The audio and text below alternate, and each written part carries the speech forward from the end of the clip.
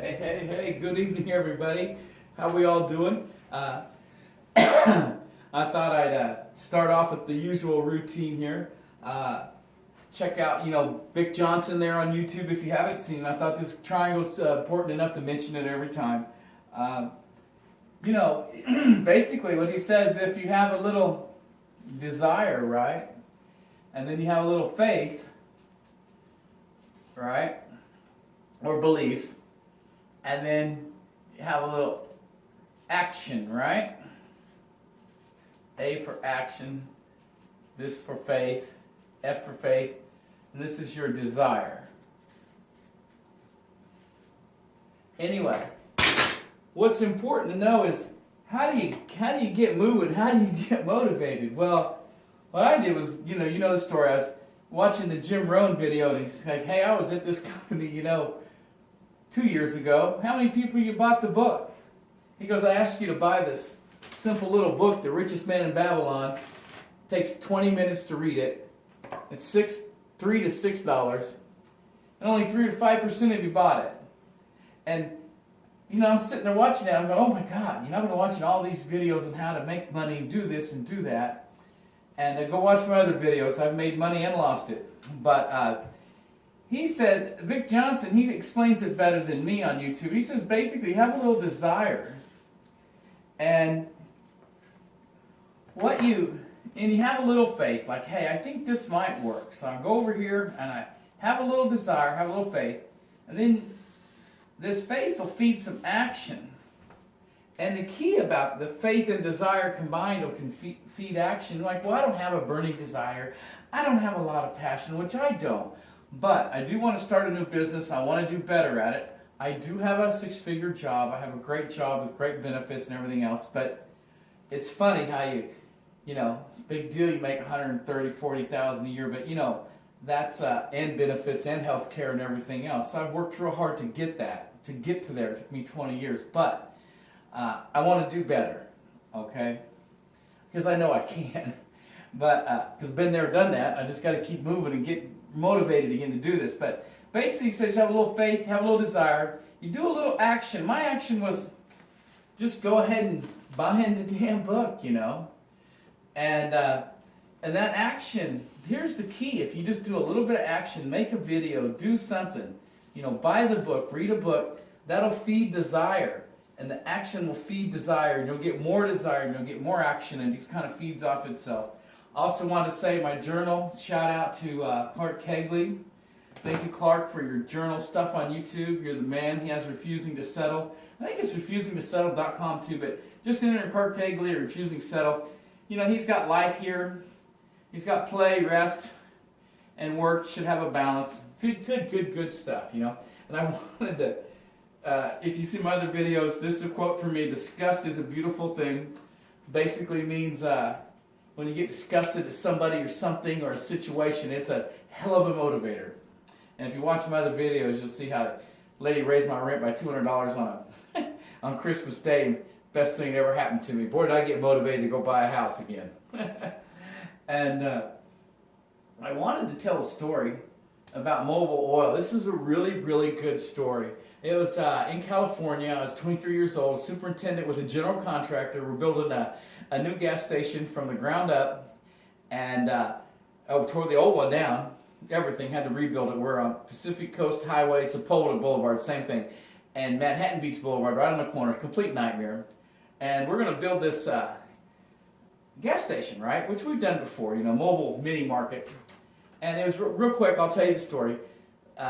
They told us that the chairman of the board of Mobil Oil lived down Pacific Palisades, drove by this station every day with the chauffeured Mercedes limousine, and this guy says, my name's Steve Bottomley with Mobil Oil," and he told me the story.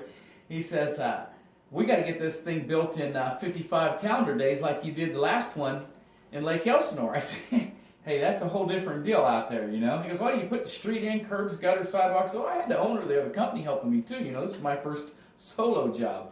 He says, "Well, you did it there, you're going to do it here too." I said, "We can't, we're driving, we're stuck in traffic 3 or 4 hours there." He goes, "What's it going to take?" I said, "Well," I go, "Who are you again?" He goes, well, I work for marketing. Construction works for marketing. I'd be your engineer's boss's boss or something like that. And I'm like, oh, God. Okay. And I said, well, we got to go on time and material. We've got to stay in the hotels, work 12-hour days, blah, blah, blah. Laid it all. He goes, I don't give a damn. Money's not important. Just do it. So the owner of the company calls me up a couple hours later and says, I've heard you negotiated our contract. I go, well, kind of. They said, money's no object. I said, well, then we're all going to have to stay out of town, and, it's going to cost a lot. They said they didn't care what it cost. Interesting, huh? Money talks, bullshit walks, right?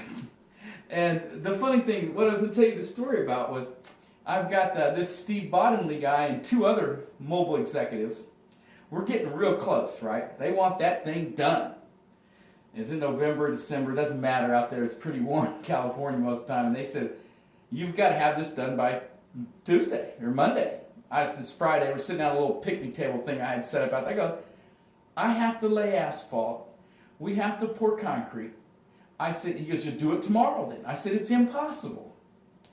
I said, you can't pour concrete and asphalt at the same time. You have to pour the concrete, take the form off, put the asphalt up against it. What the hell, And man, did I get my butt chewed out. This guy says, let me explain something to you. Now, he's on the board of directors at Mobile or a vice president or something. He taught, his boss was the chairman. I knew that. And these guys were wanting this thing done. They knew we were their only damn hope. Average construction nationwide, 95 calendar days. They knew we just knocked one out in 52 or 53. They couldn't believe it. Anyway, he says, hang on. He goes, F this station, F this job, F the deadline, but I want you to listen to me for a minute. And I looked at him, he goes, look me dead in the eye. And I looked him right in the eye. He says, let me explain something to you. The word impossible is a very limited thing. There's always possibility. There's always a new way to do things. And don't ever, ever go through life saying it's impossible. The only problem with you is yourself. Don't ever, ever say something's impossible. That's a real shortcoming. So anyway, I went, wow, okay. Make a long story short, got the owner of the asphalt company there later on in the afternoon, and the next day we were pouring concrete and asphalt at the same time. It was the craziest thing I ever seen. They were laid asphalt right up to my wood forms, real close to them, and then we put a top coat on Sunday afternoon. We poured concrete and asphalt at the same time. That guy was right. Nothing's impossible. The only thing holding me back was my own imagination. But boy, it just struck a bell with him. You can tell he's a real super high achiever, one of those guys. But anyway, just thought I'd mention that out. And I can't remember. Oh, I got a great story. I know I got to get into it. This story's too good not to tell you. I've got working at a margarine plant, and we got the old hag Connie, and my nickname, I don't want to tell my nickname, I won't repeat it. But anyway, I'm with the union steward, one of the chief stewards, and she calls me up to her office wanting to know why I'm putting a blow-up toy shark and a pair of sunglasses on it, and putting a cigarette in its mouth and behind the steering wheel of Woody's car out in the parking lot. I'm going, oh, you really don't want to know this story. She goes, well, why are you in his car? And blah, blah, blah. She squeaked when she talked. Oh, anyway, the abuse that woman gave me was the most beautifulest thing because it enabled me to, go get a better education at night and triple my salary. Anyway, I said, you don't want to know the story. She says, you're going to tell me the story. I go, oh, you don't want to hear it. Tell me the story. Okay. I said, Woody went, this is a true story. It's hilarious. Woody went fishing. Now, he lived in an abandoned trailer, is what it looked like to me, out in this little hick town called Edgerton, Kansas. And he lived in this trailer alone for many years. And he went fishing, and he got this big, giant carp. They're big, huge fish, like 5 foot long. And he brought the fish home, and he put it in the bathtub, and he's been keeping this fish alive in his bathtub. I'm telling her this story, and she's just looking at me, and I go, and we really don't know exactly how involved this relationship has gotten with this fish. So, that's enough, throws me out of her office, but anyway, that's the fish story. Yeah, we didn't know how involved his relationship was getting with this fish. He talked about it all day for a week, and it was still alive, and so, Anyway, so much for that. Want to get back to the journal real quick. I have been doing well with it. I am, just to mention, this is the book I'm going through to work on the goal setting. I do have 12 real estate properties, and I have set up separate goals inside here, inside my book. If Clark ever sees this, there you go, Clark. 398 months until I turned 90. I thought that was better than 12,115 days. I do want to say this quote to you again. This is from Jim Rohn. Income rarely exceeds personal development. Wow. Income rarely exceeds personal development. There's one in here about, the real value in setting goals is not in the achievement of getting the goals done, but becoming the man it compels you to be. In other words, you just getting to be a better person.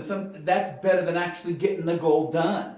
And so it changes your mentality. It changes how you do things. So I didn't have my glasses on, so I couldn't quite read it. I'm sorry. But that's Jim Rohn. You can get the book, read it. But I did want to say that I did set up real estate pages. Let me thumb through here. So you can't find them. So what do? We go to the index. I had to move them because my book, here we are. Okay. We'll go to page 119. Isn't that interesting? I have an index, so I'm getting more organized. I just wanted to show up that I haven't done a whole lot, but I set up basically for each property. If we're going to try to, I'm trying to set this up for, I guess each property in a way is like a separate business, you know, that has goals and things that need to get done. But I'm going to set up, I got the address, and I have the loan number, the balance, the rents, the escrow account, how much taxes are. I'm going to list that all out. And every property is going to have a goal. And you can see I finally got a day off, 2 days in a row. And I worked on these, and this is what I knocked out. Did good, gave myself a little star and highlighted it. I've got to drop off to these other 2 properties now. The tenants are moving out. Students are moving out. I got new people moving in June 1st, so I'll be real busy the next 2 or 3 weeks. They've got some issues there that need to be repaired and fixed. I did get